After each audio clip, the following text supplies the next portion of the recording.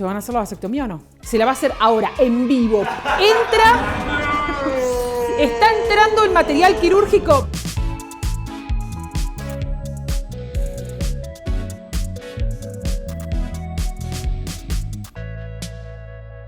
Hola amigues, soy Sol Despeinada y en calidad de objetóloga hoy voy a hablar sobre métodos anticonceptivos con mis amigues de objetos. La primera pregunta dice, ¿qué otros métodos anticonceptivos hay para hombres que no sean el preservativo? Obvio que esta pregunta la hizo una mujer, o sea, a ver cuándo van a introducirse en este universo. Son bienvenidos. Bueno, anticonceptivos para penes en general.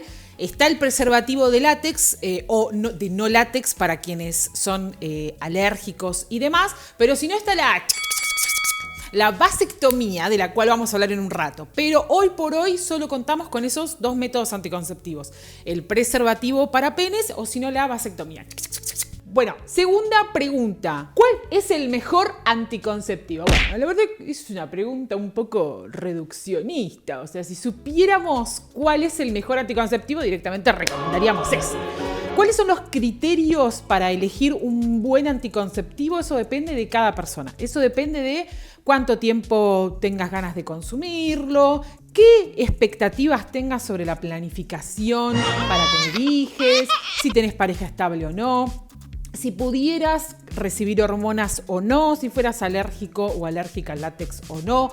Hay una variedad de posibilidades y de eso depende cuál sea el mejor método anticonceptivo para vos. Es algo muy, muy, muy personalizado y no hay un método anticonceptivo que sea el mejor para todos. O sea, no existe acá la ley de talle único en el que hay una remera que le tiene que entrar a todo el mundo. O sea, cuando hablamos de métodos anticonceptivos, tiene que estar todo bien dirigido. Así que para esa pregunta no hay respuesta. ¿Está claro? Bien. Bueno, ahora vamos con otra pregunta que dice lo siguiente. ¿Pueden los anticonceptivos bajarme la libido? ¿Sabes lo que me baja la libido? Estas preguntas me bajan la libido, me bajan las ganas. ¿Qué pasa con los anticonceptivos y la libido? En general nos referimos a anticonceptivos hormonales. Nuestra libido, nuestra energía sexual, nuestra energía destinada a la sexualidad y a todos los componentes de nuestro universo sexual, que es esa libido, también tiene una dependencia hormonal y también tiene que ver con nuestros niveles de hormonas. Si nosotros adquirimos hormonas desde afuera, de forma artificial, ya sea que las consumimos vía oral o las consumimos vía un parche, vía un chip, vía un DIU o lo que sea, una crema, una inyección o lo que sea, eso va a modificar nuestros niveles de hormonas y eso puede modificar nuestra libido. También puede modificar nuestras secreciones, nuestra lubricación y todo eso hace también a nuestro deseo sexual y demás. Así que puede modificar, sí. O sea, la realidad es que sí, hay que pensar cuáles son los métodos anticonceptivos que pueden modificar nuestra libido. Por excelencia siempre serán los hormonales. ¿Cuáles son no hormonales? DIU de cobre y métodos de barrera como podría ser el preservativo. Bueno, siguiente pregunta dice, ¿qué se hace cuando el sistema público no te quiere ligar las trompas?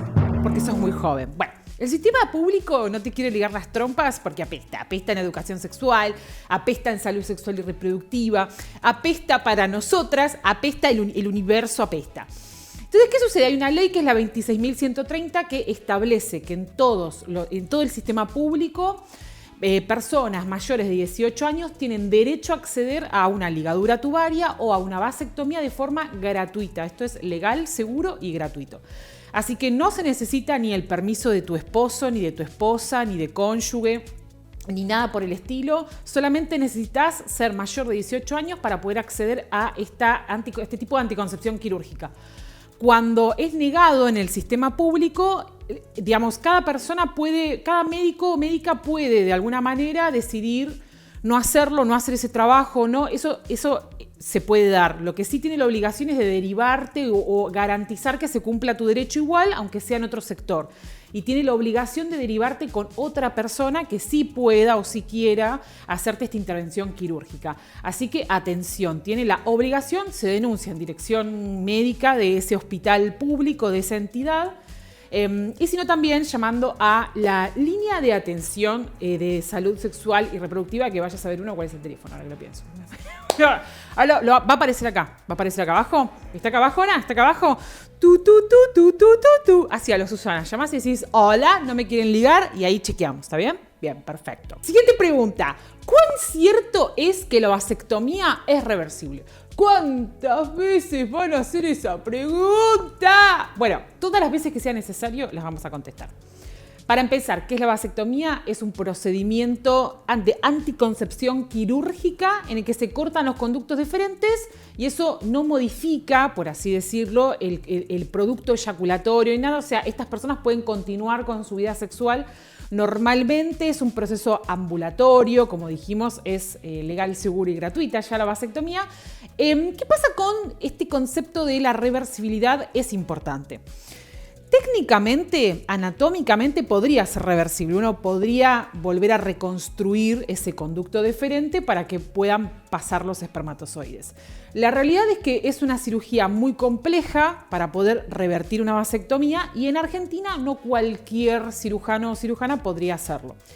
De manera tal que a los fines prácticos definimos que es irreversible. Por esto, porque es muy difícil acceder a una cirugía que pueda garantizarte que se pueda reconstruir nuevamente ese conducto deferente para que puedan pasar los espermatozoides. ¿Significa que alguien vasectomizado o cualquier persona vasectomizada no puede tener hijes con su material de ADN? No necesariamente, porque se puede extraer espermatozoides, se pueden congelar y se pueden utilizar cuando alguien desee y de esa manera hacer una fecundación que no sea la habitual del sexual. Así que hacerte una vasectomía no implica negar la posibilidad de paternidad, maternidad o lo que sea. ¿Se van a hacer la vasectomía o no? Matías no está tan seguro. Matías, ¿te la vas a hacer? Se la va a hacer ahora, en vivo. Está entrando el material quirúrgico. Like y etiqueta a tu amigo si querés ver una vasectomía en vivo. Matías está tirando alcohol. Vení que te tiro alcohol. Nos preguntan desde la producción, sí, acá nos están preguntando, ¿qué pasa con otros métodos de cuidado? Digo, ¿hacerte una vasectomía previene infecciones de transmisión sexual? No. O sea, en las infecciones de transmisión sexual, como podrían ser tanto las virales como las bacterianas, una sífilis, una gonorrea, una clamidia, una tricomonas, un HPV, un HIV, lo que sea, podría igual transmitirse aunque la persona esté vasectomizada. Así que es interesante, o sea, como justamente acá hablamos de métodos anticonceptivos, lo que podemos prevenir con estos métodos es la concepción, o sea, es la fecundación. No tiene nada que ver con las infecciones de transmisión sexual. Hoy por hoy, digamos, lo más efectivo para evitar infecciones de transmisión sexual siempre va a ser método de barrera. Poner una barrera entre una piel y una mucosa y otra piel y otra mucosa para que no tomen contacto ni los fluidos, ni las pieles, ni las mucosas, ni nada. Entonces esas bacterias, esos virus no puedan como tomar contacto con el otro cuerpo. Estos son solo métodos anticonceptivos. Ningún método anticonceptivo, salvo el preservativo, puede liberarte de las infecciones de transmisión sexual.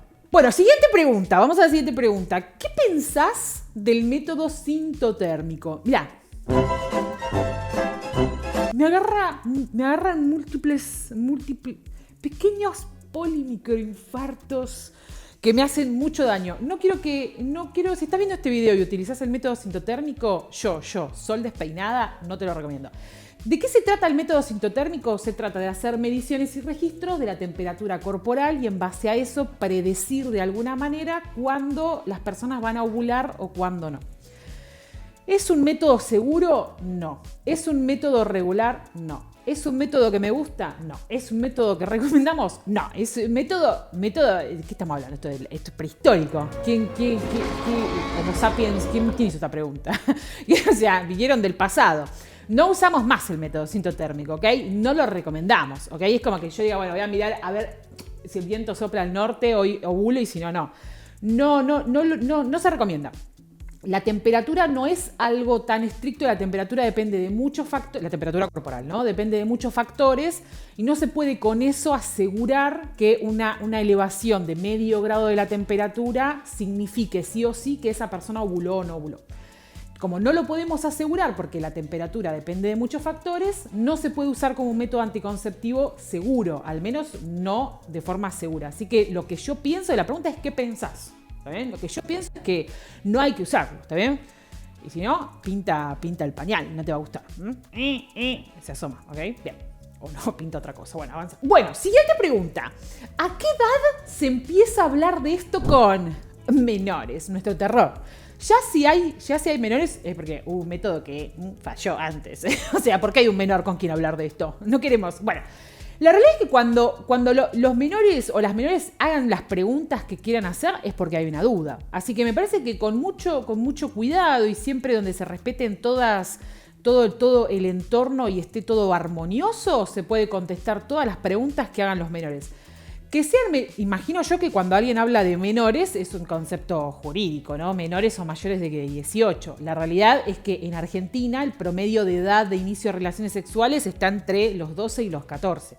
Por lo tanto, si ya inician relaciones sexuales, estaría buenísimo poder hablar con menores con respecto a temas sobre métodos anticonceptivos en general. Sobre sexualidad estaría buenísimo. Vamos a empezar con métodos anticonceptivos. Estaría muy, muy interesante. Cuando inicien sus preguntas, es el mejor momento para hablar de eso. Cuando la duda salga de ellos o de ellas, sería un gol, sería ideal.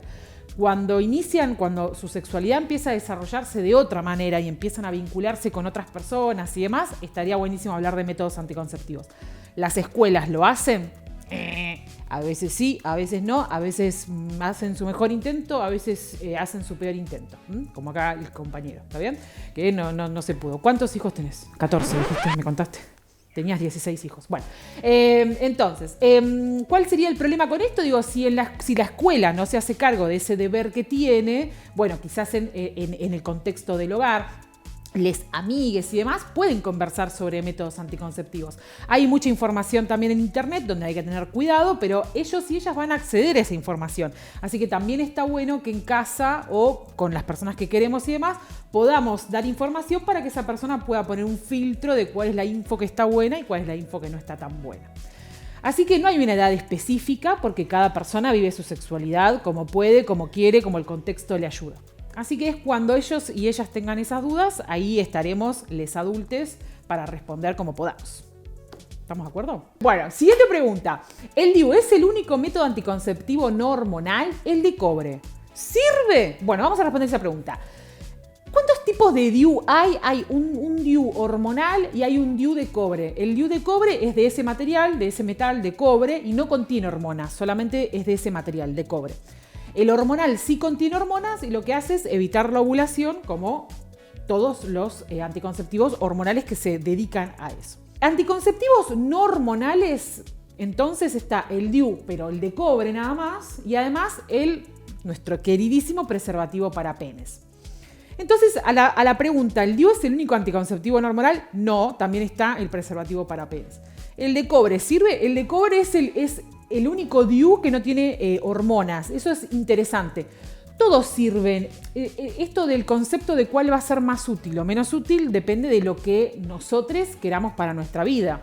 Porque los DIU nosotros podemos tenerlo puesto 3 años, 5 años, 2 años. Lo puedo tener un mes y sacármelo porque no me interesó más tenerlo. Depende mucho de cuál es nuestra planificación para la vida, si queremos o no queremos tener hijos, por cuánto tiempo, si las parejas son estables, si no. Depende mucho de un montón de factores. Hay personas que son más candidatas que otras a recibir hormonas por un montón de factores de riesgo, que tiene que ver con el tabaco, tiene que ver también obviamente con lo hormonal, tiene que ver con la salud vascular. Hay un montón de cuestiones. Por eso insisto con este concepto de los métodos anticonceptivos no es una remera de talle único que le tiene que entrar a todos, sino que hay que encontrarse como el indicado para cada persona. ¿El de cobre sirve? Sí. Le puede servir a unas personas y a otras personas no le puede gustar y se lo pueden sacar o directamente no pueden ni elegirlo. Y con respecto entonces a la pregunta, repito la respuesta, no es el único, también está el preservativo para penes. O también el campo de látex, pero el campo de látex ya es otra historia. Y no han preguntado sobre el campo de látex. ¿Qué pasa con estos seguidores? La producción no tiene respuesta. A ver, los hombres, ¿han preguntado por el campo de látex? No. ¿Cómo? Los trataba... ¿Cómo que dijiste? Maestra miel con ella, tronchatoro con los hombres. Me confirma acá la producción que hay una pregunta de último momento. Último momento, urgente. Una pregunta sobre campo de látex. ¿Qué es el campo de látex? El campo de látex es una estructura que se arma con el mismo material del preservativo para penes, una cosa muy casera, así con una tijera en tu casa. Y te queda el mismo material del preservativo, pero te queda abierto en un rectángulo y vos con eso podés hacer lo que quieras, ¿ok? Podés apoyarlo en un recto, podés apoyarlo en un ano, podés apoyarlo en los testículos, podés apoyarlo en una vulva, lo podés apoyar en la pared. Mientras haya consentimiento con la pared, vos podés hacer lo que quieras, ¿ok? Lo importante es que es un método de barrera entre la otra cosa y vos, entre el otro genital y tu ser. Así que bueno, otro día podemos, si la gente lo pide y quieren, podemos mostrar cómo hacer un campo de látex.